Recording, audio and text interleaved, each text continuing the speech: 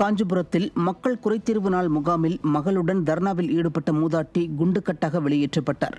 பெரும்பக்கத்தை சேர்ந்த 80 வயது மூதாட்டி முத்தம்மாள் தனது நிலம் ஆக்கிரமிப்பு தொடர்பான பிரச்சினை குறித்து பலமுறை புகார் அளித்தும் மாவட்ட நிர்வாகம் நடவடிக்கை எடுக்கவில்லை என கூறப்படுகிறது. இந்த நிலையில் முத்தம்மாள் காஞ்சிபுரம் மாவட்ட ஆட்சியரிடம் மனு அளித்து மகளுடன் சேர்ந்து தர்ணாவில் ஈடுபட்டார். இதனால் அவர்கள் இருவரையும் பாதுகாவலர்கள் குண்டுக்கட்டாக தூக்கி சென்று வெளியேற்றினர்.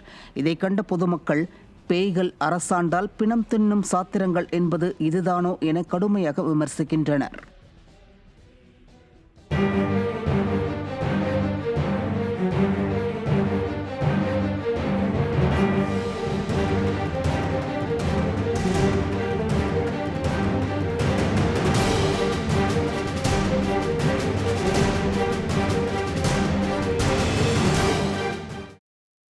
தூத்துக்குடி மாவட்டம் எட்டயபுரம் அருகே சுகாதாரமான குடிநீர் வழங்க கோரி திறனற்ற திமுகவினரிடம் மனு அளித்தும் பலனில்லை என குற்றச்சாட்டு எழுந்துள்ளது.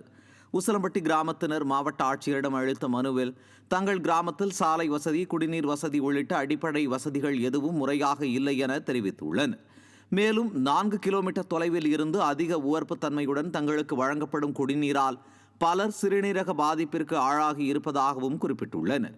எனவே தங்கள் ஊர் வழியாக செல்லும் சீவலப்பேரி கூட்டு குடிநீர் திட்டம் மூலம் தங்களுக்கு குடிநீர் வழங்க வேண்டும் என கோரிக்கை விடுத்த அவர்கள் இது பற்றி திமுக நாடாளுமன்ற உறுப்பினர் கனிமொழி, விளாத்திக்குளம் சட்டமன்ற உறுப்பினர் மார்க்கண்டேயனிடம் பல முறை புகார் அளித்தும் எந்த பயனும் இல்லை என குற்றம் சாட்டினர். திண்டுக்கல் மாவட்டம் கொடைக்கானல் மேல்மலை கிராமங்களில் அடிக்கடி மின் விநியோகம் தடை செய்யப்படுவதால் பொதுமக்கள் கடும் அவதியடைந்து வருகின்றனர். மேல்மலை கவுஞ்சி கிராமங்களில் கடந்த சில நாட்களாக பரவலாக மழை பெய்து வந்த நிலையில் திறனற்ற திமுக அரசு அப்பகுதியில் அடிக்கடி மின்சார விநியோகத்தை நிறுத்தி மக்களை வாட்டியது. இதனால் அன்றாட பணிகளையும் விவசாய பணிகளையும் செய்ய முடியாமல் அவதிப்பட நேரிட்டதுடன் மாணவர்களும் தேர்வுக்கு தயாராக முடியாத அவலம் நேரிட்டது. திராவிட மாடல் அரசின் மின்துறை அமைச்சர் ஊழல் வழக்குகளில் சிக்கி தவித்து வருவதால் அவர் சார்ந்த துறை செயலிழந்து விட்டதாக மக்கள் குற்றம் சாட்டுகின்றனர்.